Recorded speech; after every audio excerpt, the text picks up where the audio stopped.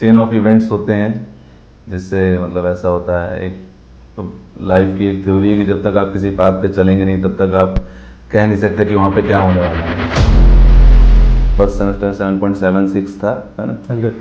फिर उसके बाद लास्ट में जाते जाते मेरा CPI 9.06 हो गया। फाइनल में जब 8 सेमेस्टर पे हुआ तो ओवरऑल में 9.06। आप बता रहे हैं फोर्थ सेमेस्टर में, है ना, फोर्थ सेमेस्टर में आपका बीटेक हुआ। तो ये ऐसा टाइम हो जाता है कि जब आपको प्लेसमेंट्स के लिए तैयारी करने के लिए अब समय जो है वो लिमिटेड बचता है, तो एक मतलब अब मेजर डिसीजन लेने का समय रहता है। सबसे ज़्यादा सेफ्टी कंसर्न का रहता है, मुझे लगता है। लोग सोचते हैं कि काफ़ी ज़्यादा अनसेफ है, एकदम ही मतलब माइंड दब ही जाएगी खबर जाने के बाद। तो ऐसा नहीं है, हम माइनिंग इंजीनियर हैं, हमारा काम ही ये है कि किस तरीके से साइंटिफिक तरीके से हम कोई भी मेटल को एक्सट्रैक्ट कर सकते हैं। तो 10-15 साल में तो बहुत ज़्यादा मेजर चेंजेस नहीं हो पाएंगे, पर धीरे धीरे जैसे COP26 में इंडिया को गोल मिला हो 2070 तक हमको नेट जीरो एमिशन की तरफ जाना है। तो जो सोलर एनर्जी है या कोल गैसिफिकेशन है, मतलब उसी एनर्जी को हम किस तरीके से अल्टरनेट तरीके से एक्सट्रैक्ट कर सकते हैं, या और ग्रीन एनर्जी जो अपने से इंडिया में एक सोलर एनर्जी का एक स्कोप सबसे जो समझ में आ रहा ज़्यादा है ना। तो उस तरफ जाने का भी मतलब गोल है। कोल इंडिया भी इस पर काम कर रही है।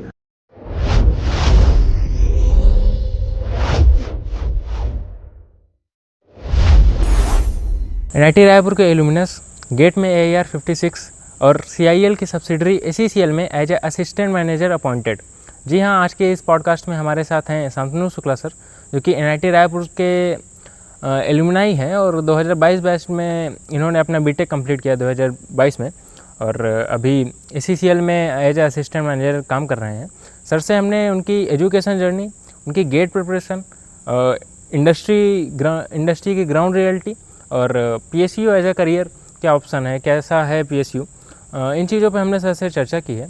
तो ये वीडियो लास्ट तक देखेंगे तो आपको बहुत सारी चीज़ें सीखने को मिलेंगी इंडस्ट्री के बारे में, NIT रायपुर के बारे में, उनकी गेट जर्नी के बारे में। और हाँ, एक ज़रूरी चीज़, ऐसे ही पॉडकास्ट देखने के लिए हमारे चैनल को अभी सब्सक्राइब करें। तो चलिए वीडियो को शुरू करते हैं बिना किसी देरी के। सर, जो लोग ये वीडियो देख रहे हैं और आपको नहीं जानते हैं, उन्हें आप अपने बारे में क्या बताना चाहेंगे? Hello Nikhil, I am Shantanu Kumar Shukla, currently Assistant Manager in Coal India, posted in SACL. I did my BTech from NIT Raipur in Mining Engineering and I am 22 pass out. जी, तो सर जब आपकी कोल India में job लगी, तो job लगने के बाद क्या चेंजेस हुए? एक कॉलेज स्टूडेंट जब थे, फिर जब जॉब लग गई तो क्या चेंज हुआ आपके फैमिली में, आपके रिलेटिव्स के पर्सपेक्टिव में? काफ़ी कुछ चेंज हो जाता है निखिल। जैसे थोड़ी सी मतलब भाई आदमी इंडिपेंडेंट तो हो ही जाता है ना, और फाइनेंशियल इंडिपेंडेंट जो काफ़ी कुछ मैटर करता है। उसके बाद आप एक अर्निंग मेंबर बन जाते हैं फैमिली के, थोड़ी मतलब इससे रिस्पेक्ट अर्न करता है आदमी जी, आपकी बातों की वैल्यू होने लग जाती है जी, काफ़ी कुछ चेंज होता है जी। तो सर, कॉलेज एक्सपीरियंस आपका कैसा रहा, और NIT रायपुर का माइनिंग ही मतलब क्यों चूज किया, क्या कुछ खास रीजन? अब एक्चुअली इसके बारे में मैं भी कभी कभी सोचता हूँ लेकिन हो गया, कुछ चेन ऑफ इवेंट्स होते हैं जिससे मतलब ऐसा होता है, एक लाइफ की एक थ्योरी है कि जब तक आप किसी पाथ पे चलेंगे नहीं तब तक आप कह नहीं सकते कि वहाँ पे क्या होने वाला है ना। तो उसी तरीके से है, मतलब जब NIT रायपुर मुझे मिला तो उसमें ब्रांचेस के लिए सेलेक्ट करना था, क्योंकि मैं 11th-12th में कंप्यूटर साइंस लिया नहीं था, तो इतना उससे मतलब रुझान उस तरफ था नहीं। फिर कोर में सोचा तो देखा एक बार इलेक्ट्रिकल, मैकेनिकल और ये सब का। माइनिंग का पता नहीं, मुझे एक जगह सिलेबस दिख गया, मैं माइनिंग का सिलेबस देखा, मुझे लगा ये थोड़ी नई चीज़ है। और एक चीज़ और थी कि मेरा जो घर है वो मतलब घर के आसपास थोड़ी 2-4 माइंस है, तो मुझे माइनिंग के फील्ड के बारे में पहले से थोड़ा सा आइडिया था कि लोग यहाँ पे जॉब करते हैं, इस तरीके से PSU होता है, यहाँ पे जॉब करते हैं लोग।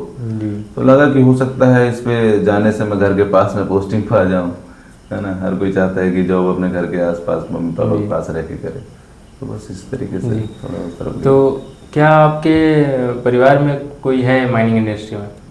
नहीं, परिवार में तो अभी तक नहीं ऐसा कोई रहा, लेकिन ये था कि आस पास के लोगों को मैंने देखा था, मतलब माइनिंग इंडस्ट्री में। जी, तो सर अभी तो आप वर्किंग प्रोफेशन में हैं, तो आपके हिसाब से हमारा जो कॉलेज है वो क्या स्टूडेंट को इंडस्ट्री के लिए तैयार कर पा रहा है, मतलब क्या सही चीज़ें लगती हैं आपको? हाँ निखिल, वैसे तो देखो पर्सनालिटी डेवलपमेंट स्कूल से ही होना शुरू हो जाता है। तो काफ़ी कुछ ऐसा होता है कि अगर आप स्कूल में अपनी पर्सनालिटी डेवलपमेंट कुछ किए हुए हैं तो कॉलेज में उसका हेल्प मिलता है। इस तरह से प्रोफेशन में काम आता है। कॉलेज में हमें अलग अलग कल्चरल कमिटीज़ या फिर क्लब्स में काम करने का मौका मिलता है, उससे थोड़ा सा पर्सनालिटी डेवलपमेंट होती है ना। और साथ ही मैं भी अपने टाइम पे आवर्तन और ये इलेक्ट्रिक का सब में पार्टिसिपेट करने की कोशिश करता रहता था। तो थोड़ा सा उससे पर्सनालिटी इन्हेंस होती थी, लोगों से बात करने का तरीका समझ में आता था, डील करने का समझ में आता था ना तरीका। और बाकी जो अपन टेक्निकल में पढ़ते हैं क्लास में वो तो हमेशा काम आना ही है। जी, तो ये जो क्लब कमेटीज में अगर कोई नहीं है तो क्या उस कुछ मिस कर रहा है क्या वो? मतलब लोगों के पर्सनालिटी पे जैसे डिपेंड करता है। मेरा कुछ लोग होते हैं जो जैसे ऑर्गेनाइजिंग साइड में होते हैं, वो क्लब को ऑर्गेनाइज करते हैं। तुम ऑर्गेनाइजिंग साइड में नहीं हो सकते हो तो पार्टिसिपेट कर सकते हो। जैसे आवर्तन में ही इवेंट में मैं हर एक लगभग इवेंट में, मुझे याद अपने टाइम पे मैं पार्टिसिपेट लगभग करने की कोशिश करता था। अपना साइंस मतलब अपना जो माइनिंग के लिए प्रोजेक्ट वगैरह हो गया उसके लिए तो किए ही, साथ में डिबेट हो रहा है या फिर प्रेजेंटेशन हो रहा है, वो सब चीज़ों में पार्टिसिपेट करके भी अपने आप को डेवलप कर सकते हो। जरूरी नहीं कि मतलब ऑर्गेनाइजिंग साइड पे हो। हर चीज़ से आदमी कॉलेज में बहुत कुछ सीखता है, तो ठीक है, कम से कम थोड़ा एक्टिव रहने की कोशिश तो करना ही है। जी सर, जब आप माइनिंग में थे, मतलब बीटेक जब कर रहे थे, तो जॉब तब के समय में जो आपने जॉब के बारे में सोचा था, ये कोल इंडिया के बारे में, और अभी तो आप हैं, तो क्या डिफरेंस है दोनों में? काफ़ी कुछ बदल जाता है यार। जब आदमी अर्न नहीं करता, कॉलेज पे रहता है तो लगता है कितना जल्दी पैसे आना शुरू हो, आदमी अर्न करना शुरू हो, जल्दी प्लेसमेंट लग जाए, ऐसा है ना। लेकिन फिर जब आदमी नौकरी पे आता है तो लगता है शायद कॉलेज ही सबसे खूबसूरत जगह थी, है ना। फिर याद आता है, लगता है कि हाँ कॉलेज को और अच्छे से शायद जीना था वो। और वो 4 साल फिर हमेशा याद रहते हैं। मतलब तुम कहीं भी जाओगे तुम्हारे पीछे IIT रायपुर का टैग लगा हुआ है, तो लगा हुआ है ना। कहीं भी जाओगे तुम वहाँ के लोगों से मिलोगे, सीनियर पास आउट से मिलोगे, वो चाहे 40 साल के 50 साल के कितने भी पुराने हो जाएंगे, वो अपने कॉलेज के दिन जरूर याद करते हैं, है ना। और उसी समय पे जो साथी दोस्त रहते हैं कॉलेज के टाइम पे, वो भी आगे जाके कभी कभी प्रोफेशन पे भी सेम जगह पे मिल जाते हैं, वो भी काफ़ी ज़्यादा मतलब जी होता है। तो सर, अगर आज अभी आपको कॉलेज लाइफ में कुछ चेंज करने का मौका मिले तो क्या चेंज करना चाहेंगे? अब बहुत कुछ होता है यार उस समय तो। कॉलेज लाइफ पे आदमी काफ़ी चीज़ों को नहीं समझ पाता है ना। तो कई अपॉर्चुनिटीज़ जो मैंने मिस की, लगता है शायद उसमें पार्टिसिपेट करना था, कुछ करना था। कुछ चीज़ें ऐसी थी कि हाँ लगता है कि ठीक है, आदमी बहुत तरीके से डेवलप होता है ना। तो ठीक है, पर्सनालिटी के लिए भी और कुछ काम कर सकता था मैं। और वो क्या ऐसे लगता है दोबारा मौका मिले तो आदमी जो गलतियाँ की है उसको सुधारेगा। जी तो जब आप कॉलेज में थे तो क्या सीपीआई की तरफ ज़्यादा ध्यान देते थे? शुरू में नहीं दिया मैंने निखिल। मेरा तो क्या बोलो, फर्स्ट सेमेस्टर 7.76 था, है ना। फिर उसके बाद लास्ट में जाते जाते मेरा CPI 9.06 हो गया। फाइनल में जब 8 सेमेस्टर पे हुआ तो ओवरऑल में 9.06 बना। तो वही है कि शुरू में फर्स्ट सेमेस्टर सेकंड सेमेस्टर तो पूरा डूबा, थर्ड सेमेस्टर से तो वैसे बुद्धि टिकाने आई। फिर उसके बाद हो गया, लगा कि नहीं यार होना चाहिए। क्या होता है कि उससे एक इमेज मतलब सेट होती है। आप कहीं भी अगर इंटरव्यू में भी बैठेंगे कुछ करेंगे तो सबसे पहले आपका रिज्यूमे देख के ही मतलब आधी इमेज आपकी सेट हो जाती है कि आप किस तरीके की मतलब अच्छी है। तो इसलिए रुझान उस तरफ गया। जी, लेकिन काफ़ी ज़्यादा चेंज हुआ स्टार्टिंग से लेके लास्ट में। हाँ, काफ़ी ज़्यादा चेंज हुआ। होता है, पहले मुझे लगता था कि कॉलेज जाके बस मस्ती करनी है, पढ़ाई लिखाई नहीं करना है, अपने आप सब हो जाता है। तो हो गया ज़्यादा ही थोड़ा, फर्स्ट में तो लापरवाही कर दी। तो 7.76 पे धीरे धीरे बढ़ता ही गया, 7.8 गया सेकेंड सेमेस्टर में, फिर 8.25 पे गया, फिर 8.75, फिर 9 अब जाने लगा। जी करते मतलब। तो सर, आप केंद्रीय विद्यालय से भी रहे हैं, मतलब स्कूलिंग वहाँ से की है, तो वहाँ का कैसा कल्चर रहा है पढ़ाई वाला? केवी में भी काफ़ी ज़्यादा एक्सपोजर मिला है हमेशा। लेकिन मैं स्पोर्ट्स में भी पार्टिसिपेट करता था उस समय, और अपना बाकी भी जो मतलब जैसे कंपटीशन वगैरह होता रहता था। साइंस क्विज़ हो गया, साइंस एग्जीबिशन हो गया, सोशल साइंस एग्जीबिशन क्विज़ हो गया, उस पर भी काफ़ी ज़्यादा मैंने पार्टिसिपेट किया। तो वो तो हमेशा ही मतलब स्कूल में भी काफ़ी ज़्यादा एक्सपोजर मिला अपनी तरफ से। मैं रीजनल, नेशनल मतलब इसमें साइंस क्विज़ वगैरह में हमेशा गया। तो उससे भी काफ़ी ज़्यादा एक्सपोजर मिला और एक अपॉर्चुनिटी मिली, एक अलग साइड देखने को मिला केंद्रीय विद्यालय। तो केंद्रीय विद्यालय तो बहुत बढ़िया इंस्टीट्यूट है। तो सर अभी हम लोग जैसे वोकेशनल ट्रेनिंग में आए हैं, तो आपके समय में क्या रहा वोकेशनल ट्रेनिंग का सीन? तो हो गया, पहली बार ऐसा हुआ था कि मतलब एक तरीके से छोड़ दिया गया तुमको बाहर अब तुमको अपना देखना है ना, ट्रेनिंग के लिए आए हो, कॉलेज तक तो सिस्टम रहता है, हॉस्टल रहता है, प्रॉपर खाना वाने की व्यवस्था रहती है। सबसे पहले तो आदमी यही देखता है किस तरीके से सेटल हो, है ना।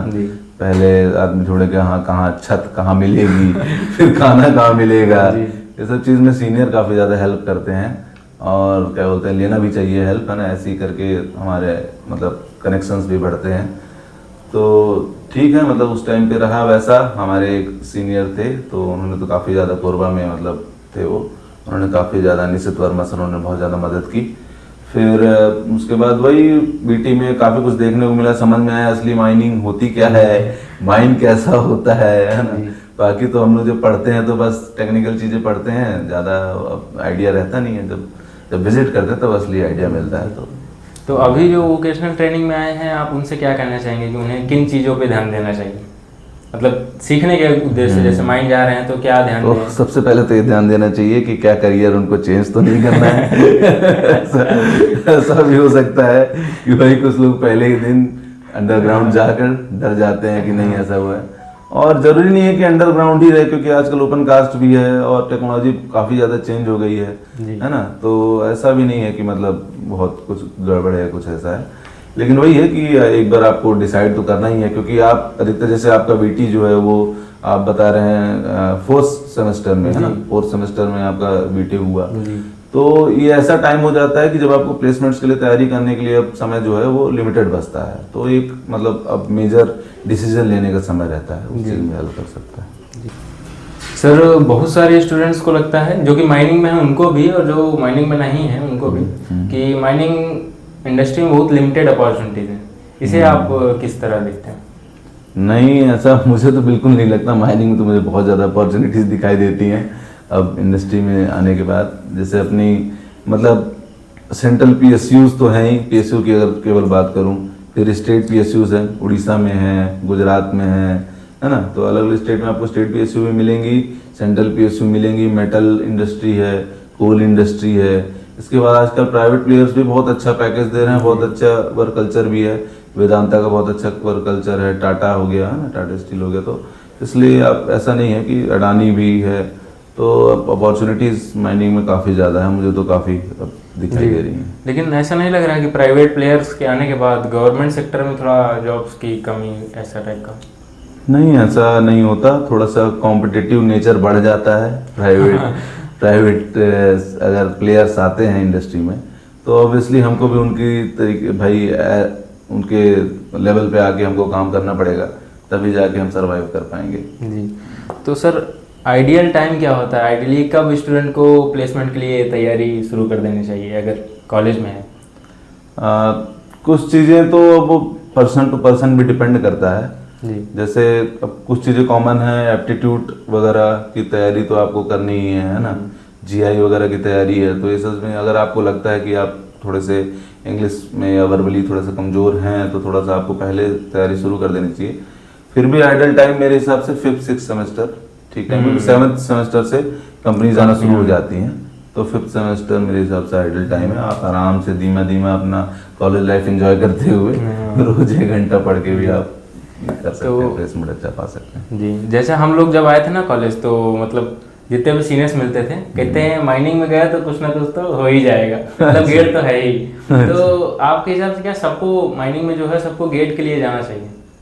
नहीं, ऐसा नहीं है। हर कोर में गेट का तो एक ऑप्शन रहता ही है ना। गेट से आप आगे जाके एमटेक कर सकते हैं, सेंट्रल पीएसयूज में उसका स्कोर कार्ड से आपको जॉब मतलब मिलती है ना। तो गेट तो एक अच्छा ऑप्शन है ही। कोर में अगर रहना तो फिर तो गेट मतलब मान लीजिए एक तरीके से कंपलसरी है। कोर में नहीं रहना तो फिर उसके लिए तो कोई दिक्कत नहीं। तो आपने अपनी गेट की तैयारी कैसे और कब चालू की, क्या रिसोर्सेस थे?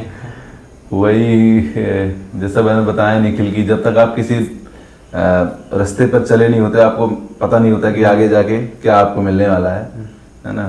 तो वही रॉबर्ट फ्रॉस्ट की एक द रोड नॉट टेकन कविता याद आती है, हर किसी को आती है ना। तो वैसे ही रहता है। पहले मुझे लगा कि मैं भी कंफ्यूज था, कोर में जाना चाहिए नॉन कोर में जाना चाहिए।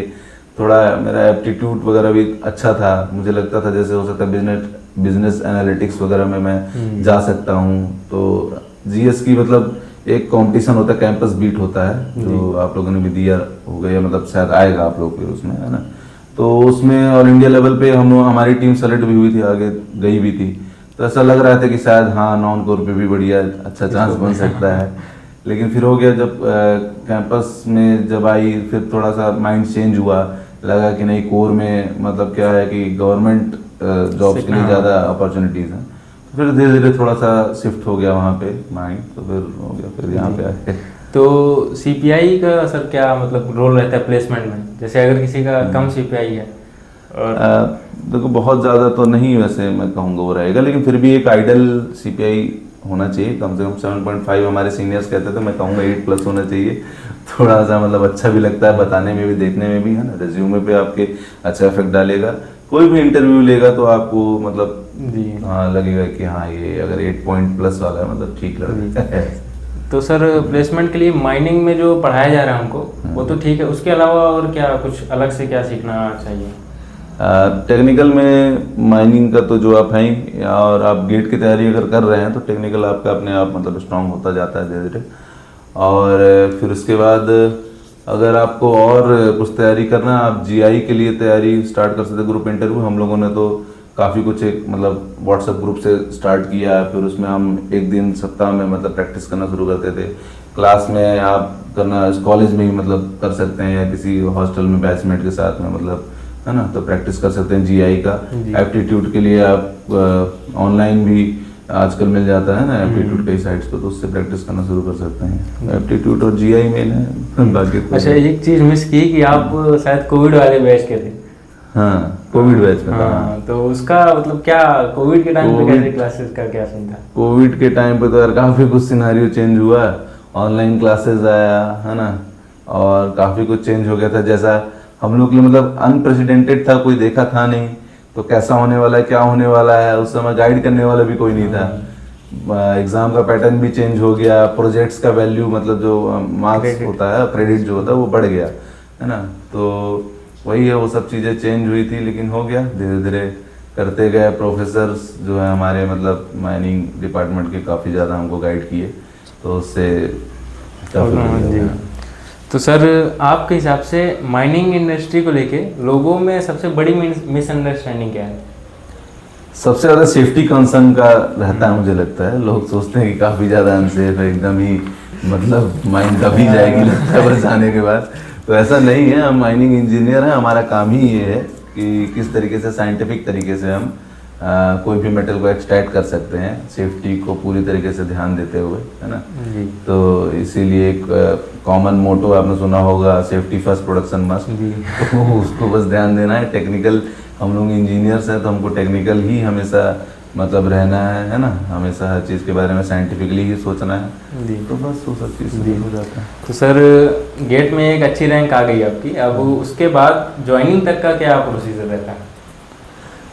गेट में अगर आपकी रैंक आ गई, स्कोर कार्ड में आपका स्कोर आ गया, इसके बाद फिर पीएसयूज अपना मतलब अलग अलग अपने पीएसयूज अपने टाइम पे फॉर्म निकालते हैं, है ना, नोटिफिकेशंस वगैरह निकालते हैं। उस पर आपको फिल करना है, आपके स्कोर कार्ड के हिसाब से वो एक लिस्टिंग दे देंगे, है ना, आपका जिस रैंक के हिसाब से रहेगा उस हिसाब से आपकी लिस्टिंग आ जाएगी। चॉइस फिलिंग के लिए भी रहता है उसमें, आप कौन से सब्सिडरी में जाना चाहेंगे, जैसे कोल इंडिया में है, हो गया। उसके बाद फिर फाइनल एक रिजल्ट आ जाता है, सब तो सीधा गेट स्कोर से हो रहा है। तो मतलब एक साल के बीच में गैप रहता है, मतलब जैसे गेट दिए उसके बाद गेट होता है फरवरी के टाइम पे, और अधिकतर नोटिफिकेशंस वगैरह यहाँ पे करीब नवंबर या मतलब कह लो कि अप्रैल मई के बाद ही मतलब आते हैं, तो थोड़ा टाइम रहता है उस समय पे। तो सर कॉलेज के बाद आपने LNT ज्वाइन किया, तो वहाँ का एनवायरनमेंट कैसा था? तो LNT हमारी कोर की फर्स्ट कंपनी थी और उसमें हमारा प्लेसमेंट हो गया। और कॉलेज की पॉलिसी है कि अगर आपका किसी एक कंपनी में प्लेसमेंट हो गया तो आप दूसरे में फिर नहीं बैठ सकते। तो ठीक है, एल का नाम तो काफ़ी अच्छा था, है ना। ये वहाँ पे जाके भी एक पब्लिक इंटरप्राइजेस का एक समझ में आया कि क्या वर्क कल्चर होता है, किस तरीके से मतलब प्राइवेट सेक्टर में भी काम किया जाता है। गए, काफ़ी अच्छा एल में भी एक्सपीरियंस रहा, काफ़ी कुछ सीखने को मिला और बढ़िया रहा। वो काफ़ी चीज़ें वहाँ से जो सीखी वो यहाँ के कोल इंडिया पे अप्लाई किया, है ना, उस चीज़ों को और ज़्यादा डेवलप किया। तो जी हाँ, अच्छा, मतलब ये कॉलेज प्लेसमेंट के थ्रू आपका? हाँ, कॉलेज प्लेसमेंट के थ्रू एल में हुआ, फिर गेट तो मैं दे चुका था फरवरी में। कोई कंपनी अगर आपको ले जाती है 3 साल या 2 साल के एग्रीमेंट पे और हमारा गेट क्वालिफाई हो जाता है ठीक ढंग से, हाँ। और इधर पीएसयू के चांसेस हैं, तो हम क्या उसको छोड़ सकते हैं क्या, मतलब? हाँ, छोड़ सकते हैं। बॉन्ड में टर्म्स एंड कंडीशंस होते हैं, है ना, कि आपको मतलब कुछ मनी बॉन्ड होता है ना, तो आपको वो मनी को वही रिटर्न करना उनको, उसके बाद आप बिल्कुल बॉन्ड फ्री हो जाता है, कोई दिक्कत नहीं है। तो अच्छा, गेट की तैयारी आपने कब चालू की थी अपनी? गेट की तैयारी मैंने एग्जैक्टली शुरू की थी अपने सिक्स सेमेस्टर से, मुझे याद है, तो मैंने शुरू कर दिया था। और फिर मेजर तैयारी वही 7th सेमेस्टर में ही जो मेजर तैयारी थी वो हुई थी, है ना। और वही फरवरी में एग्ज़ाम था, करीब मतलब मुझे लगता है 9-10 महीने मैंने अच्छे से तैयारी की थी वही। तो सर अभी ACCL में एज ए असिस्टेंट मैनेजर आपकी डेली रिस्पॉन्सिबिलिटीज़ क्या होती हैं, मतलब क्या एक हिसाब से क्या रूटीन रहता है आपका डेली में? अभी जैसे मैं एक UG माइंस में पोस्टेड हूँ, तो वहाँ पे एज अ सेक्शन इंचार्ज काम कर रहा हूँ। मतलब एक पैनल जो होता है उसको, उसमें कोयला किस तरीके से एक्सट्रैक्ट करना है ना, और जो स्कैम होता है ना, और एक्ट रेगुलेशंस का पालन हो रहा है कि नहीं, वो सब देखना है मुझे। तो एक डेली इंस्पेक्शन होता है, उसमें अगर कोई वायलेशन दिखाई देता है या कोई भी सेफ्टी में अगर कोई चूक या कोई चीज़ दिखाई देती है तो उस पर हम काम करते हैं। टेक्निकली हमको देखना होता है कि मैनर ऑफ एक्सट्रैक्शन जो है वो स्कैम के अकॉर्डिंग चल रहा है कि नहीं। परमिशन किसी भी पैनल को चलाने से पहले DGMS से परमिशन लेनी होती है, उसके अकॉर्डिंग चीज़ें चल रही हैं। जी, तो क्या चैलेंजेस क्या आते हैं मतलब डेली लाइफ में? मतलब चैलेंजेस होता है मैन पावर को हैंडल करना क्योंकि अब क्या होता है कि जब हम नए नए जॉब पे आते हैं, सभी लोग हमसे ज़्यादा एक्सपीरियंस्ड होते हैं, उनकी एज हमसे काफ़ी ज़्यादा होती है ना। तो उन लोगों को हैंडल करना शुरू में तो काफ़ी मुश्किल होता है, लेकिन वही आपको टेक्निकली साउंड होना पड़ेगा। धीरे धीरे आपके नेचर पे भी डिपेंड करता है आप किस तरीके से लोगों को हैंडल करते हैं, हो जाता है धीरे धीरे। सर माइनिंग इंडस्ट्री में ये जो एडवांस टेक्नोलॉजीज हैं और ऑटोमेशन जो है, इसका क्या इम्पैक्ट पड़ा है और फ्यूचर में इसका क्या स्कोप है, कैसे देखते हैं आप इसे? देखो, ऑटोमेशन का तो आजकल हर इंडस्ट्री में एप्लीकेशन काफ़ी ज़्यादा मतलब बढ़ गया है। अपने माइनिंग इंडस्ट्री में भी धीरे धीरे मेन जो सर्वे डिपार्टमेंट है, वहाँ पे मतलब अपना एप्लीकेशन बढ़ा है ना, ऑटोमेशन का। और जैसे जो अपना ड्रोन सर्वे वगैरह हो गया, और ड्रिलिंग ब्लास्टिंग में भी आजकल ओपन कास्ट में ऑटोमेशन का और मशीन लर्निंग का मतलब इस्तेमाल शुरू हो गया है। आप डाटा को कलेक्ट करते हैं, फिर उससे एक रिजल्ट जो आपको मिल रहा है, जैसे ब्लास्टिंग में आपको जो ड्रिल फ्रेगमेंट्स वगैरह मिल रहे हैं तो आपके अकॉर्डिंग मिल रहे हैं कि नहीं मिल रहे हैं, जो रिक्वायर्ड आपका मतलब साइज़ है वो मिल रहा है कि नहीं। तो उस तरीके से आप डाटा को मशीन लर्निंग में किसी भी मॉडल में रन करके देख सकते हैं कि आपका जो प्लानिंग है वो सही चल रही है कि नहीं चल रही। बहुत सारी चीज़ें हैं तो है ही आगे फ्यूचर। सर सस्टेनेबल माइनिंग और ग्रीन एनर्जी ट्रांजिशन पे काफ़ी चर्चा हो रही, तो इसे आप कोल इंडिया का फ्यूचर 10-15 साल में कैसा देखते हैं? देखो, क्या है कि कोल पे अपनी डिपेंडेंसी कंट्री की बहुत ज़्यादा है। मतलब जो अपना एनर्जी सेक्टर उसमें कम से कम 40 से 50% जो एनर्जी है हम कोल से ही एक्सट्रैक्ट कर रहे हैं, डायरेक्ट या इनडायरेक्ट तरीके से। तो 10-15 साल में तो बहुत ज़्यादा मेजर चेंजेस नहीं हो पाएंगे, पर धीरे धीरे जैसे COP26 में इंडिया को गोल मिला हुआ है कि 2070 तक हमको नेट जीरो एमिशन की तरफ जाना है। तो जो सोलर एनर्जी है या कोल गैसिफिकेशन है, मतलब उसी एनर्जी को हम किस तरीके से अल्टरनेट तरीके से एक्सट्रैक्ट कर सकते हैं, या और ग्रीन एनर्जी जो अपने जैसे इंडिया में एक सोलर एनर्जी का एक स्कोप सबसे जो समझ में आ रहा है ज़्यादा है ना। तो उस तरफ जाने का भी मतलब गोल है। कोल इंडिया भी इस पे काम कर रही है और सोलर एनर्जी और कोल गैसिफिकेशन की तरफ हम फ्यूचर देख सकते हैं। जी, तो सर जैसे अगर किसी की जॉब लगी इधर पीएसयू में, तो कोई ऐसी पोस्ट भी है क्या कि जिसमें उसको यूजी में जैसे है तो उसको अंडरग्राउंड में ना जाना पड़े? हाँ, अब ओपन कास्ट माइनिंग है तो ओपन कास्ट में भी आप जा सकते हैं। शुरू में ऐसा होता है कि आपको जो फर्स्ट क्लास सर्टिफिकेट चाहिए है ना माइनिंग का, तो उसके लिए आपको 2 साल का एक्सपीरियंस बीटेक के बाद जरूरी है ना, तो उसके लिए तो आपको 2 साल तक कम से कम एक्सपीरियंस लेना पड़ेगा यूजी का। उसके बाद आप जा सकते हैं ओपन कास्ट में, ऐसा कुछ नहीं है। ठीक है, शुरू में थोड़ा यूजी में डर लगता है, पर ऐसा नहीं है कि इतना भी कोई सेफ्टी कंसर्न हो जी। अच्छा है। अच्छा, तो मतलब क्या एडवांटेज है अंडरग्राउंड माइनिंग में होने का ओपन कास्ट की तुलना में? थोड़ा सा सीजनल इफेक्ट ज़्यादा होता है ओपन कास्ट में है ना, क्योंकि अब भाई अपन इन्वायरमेंट को तो हार्म कर ही रहे हैं थोड़ा, मतलब गर्मी में ज़्यादा गर्मी लग रही है, ठंडी में ज़्यादा ठंडी लग रही है, तो सीजनल इफेक्ट जो है वो ओपन कास्ट में ज़्यादा दिखाई देता है। यूजी में एक वो थोड़ा कम समझ में आता है। जी। तो अभी तो सर जैसे कि हमने बात की प्राइवेट प्लेयर्स भी आ रहे हैं, तो इनके आने से सीआईएल के वर्क कल्चर और इफिशिएंसी पे क्या कोई इम्पैक्ट पड़ा क्या? किस पे? प्राइवेट? जैसे कि प्राइवेट प्लेयर्स आ रहे हैं माइनिंग इंडस्ट्री में, तो उनके आने से अपने कोल इंडिया लिमिटेड पे इसके वर्क कल्चर और इफिशिएंसी पे कोई इम्पैक्ट पड़ रहा है? हाँ, अब हमारा गोल है कि हमें काफ़ी ज़्यादा एफिशिएंट अब मतलब एफिशिएंसी अपनी बढ़ानी पड़ेगी।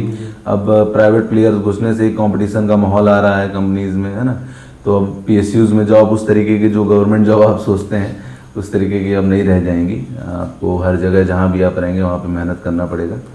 जी ऐसा है। जी। तो माइनिंग इंजीनियर को पीएसयू मिलने के बाद क्या पक्ष रहते हैं, क्या एडवांटेजेस रहते हैं, मतलब सैलरी के अलावा क्या क्या सुविधाएं मिलती हैं? अब कोल इंडिया में कहा जाए तो जैसे आपको क्वार्टर मिल रहा है ना, और आपके सैलरी में ही ऐड होता है पर्स और अलाउंसेस, उसमें आपको क्लोथिंग अलाउंस मिल जाता है ना। अंडरग्राउंड यूजी अलाउंस अगर आप यूजी में हैं तो वो आपको मिलेगा ही मिलेगा, प्लस और भी काफ़ी सारे पर्क और अलाउंस है जो लगभग हर कंपनी देती है, तो वो तो रहेगा ही आपका बेसिक के प्लस में, वो मतलब उसको आपको मिलता है सैलरी में। तो sir as a mining engineer आपकी अभी तक की सबसे बड़ी सीख क्या रही? एज ए माइनिंग इंजीनियर काफ़ी कुछ सीखा यार, ऐसा तो क्या कहेंगे, मतलब एज अ माइनिंग इंजीनियर मैंने ये सीखा कि टेक्निकल काफ़ी कुछ सीखा, कुछ पर्सनल सीखा। पर्सनल में मैन पावर हैंडलिंग जो है वो बहुत ज़्यादा मतलब ऐसा सीखने का मौका मिला। थोड़ा पर्सनालिटी काफ़ी कुछ उसमें डेवलप हुई, लोगों को मैनेज करने का तरीका, चीज़ों को देखने का तरीका, नज़रिया बदल गया, सेफ्टी की तरफ कंसर्न थोड़ा बढ़ गया है ना। टेक्निकली भी अपना मुझे अभी भी मतलब ऐसा है कि माइनिंग इंजीनियरिंग में जब आप मतलब जैसे यूजी में या कहीं भी काम करते हैं तो लगता है कि हाँ वी आर इंजीनियर्स, क्योंकि काफ़ी सारे टेक्निकल डिसीजंस होते हैं जो आपको लेना होता है। स्टार्टा का बिहेवियर देखना है आपको है ना, जो कि मतलब अंडरग्राउंड माइनिंग में जैसे हो गया, उसमें आप ओपन कास्ट में हैं तो आप बेंचेस का बिहेवियर देख रहे हैं है ना। तो काफ़ी कुछ आदमी सीखता है, टेक्निकल चीज़ें उसको अप्लाई करता है, तो काफ़ी मज़ेदार है जी। तो सर एक रैपिड फायर क्वेश्चन टाइप का है। पहला है mining job versus IT job. According to me mining job. दूसरा है GATE preparation versus placement preparation. दोनों ही अलग अलग जगह पे हैं। प्लेसमेंट प्रिपरेशन पे इंटरव्यू बढ़ जाता है, गेट प्रिपरेशन में बाकी टेक्निकल एप्टीट्यूड तो सेम ही है दोनों में। जी। तो third one is office work versus underground work, आप किसे चुनेंगे? बोथ बट ठीक, I also love underground work, तो ठीक है अंडरग्राउंड वर्क भी अच्छा है।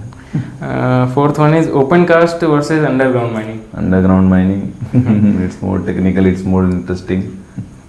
Last one is job in Indian mining industry versus abroad mining industry. Indian mining industry because I love my country. तो एक फाइनल एडवाइस जो आप अपने सभी जूनियर्स को देना चाहें? सभी जूनियर्स को कहना चाहूँगा खूब मस्ती करो, ज़्यादा लोड मत लो, मत सोचो ये चीज़ का। बाद में जब आदमी जॉब पाना ही है यार, उसके बाद क्या है, जब इतने अच्छे कॉलेज में आ ही गए हो तो आगे जाके सब कुछ ना कुछ अच्छा सब हो ही जाएगा, तो ज़्यादा परेशान नहीं होना है। और फिर वही है, बाद में वो सब याद आएगा कॉलेज का दिन, तो ठीक है एंजॉय करो। Thank you so much sir for your time. ठीक है निखिल।